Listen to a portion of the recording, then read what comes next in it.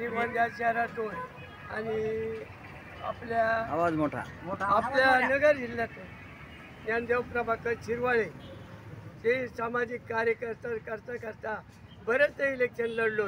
Society, खादीग्राम, नगरपालिका सर्व election लढलो. आता मी भावी आमदार म्हणून उभा राहिलेलो आहे आणि त्यासाठी आपले रस्त्याचे कामं व्यवस्थित होणार आहे. त्या शनी चौक जर पाहिला तर शनी चौकात लोक आपटतात, लोकांचे हात मोडतात, लोकांचे ही, परंतु तिथं प्रशासक लक्ष देत नाही की बाबा रोडचे खड्डे पडल्यात, पालिकेने त्याची देखभाल करावा. इकडं पुलाचे कामं चालू आहे, तर परत पुलाचे कामं येते, रोडचे कामं येतं, खड्डे खुड्डे सगळे लोक भरपूर इकडं शहरमध्ये श्रीगोंदा शहरात भरपूर ॲक्सिडेंट होतात, तरी कोण लक्ष देत नाही प्रशासक. आणि आतापर्यंत पाण्याची उकळीचं पाणी शेतकऱ्याला अजिबातच मिळत नाही. त्यासाठी शेतकऱ्याच्या पाण्याच्या हितासाठी आपण आंदोलन करू.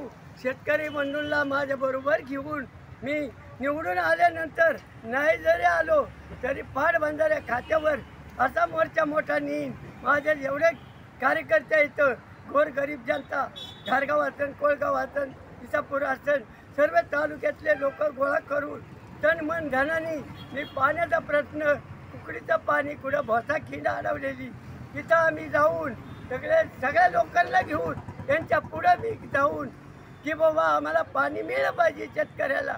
हे कारखाने मोठाले यांचे कारखाने झाले, त्या लोकांच्या कारखान्यातले पैसे नाही मिळाले, कोणाचे कारखाने बंद पडले, परंतु विकास काही झालेला नाही.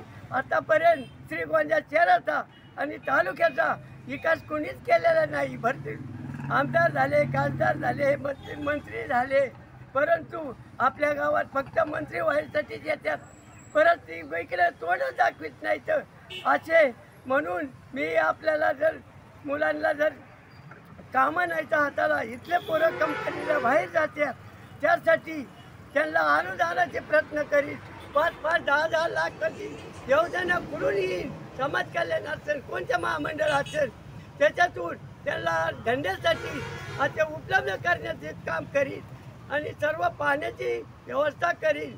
सगळे माझे गोरगरीब जनताने मला जर भावमताने जर निवडून दिलं तर मी तोला मोलाचे काम करीन. माझी काच खाली राहणार नाही. माझी लुना सगळ्यांच्या परिचित लुना फिरत राहील. गावगाव माझे मी जरी पडलो तरी मी गावात भेट द्यायला येईन. अति ज्ञानदेव प्रभाकर शिरवाळे आव्हान करतो आणि मला जनतेने कौल दिला तर तन मन धनाने मी कामाचे पावते आहे म्हणून मी काम करीत राहील.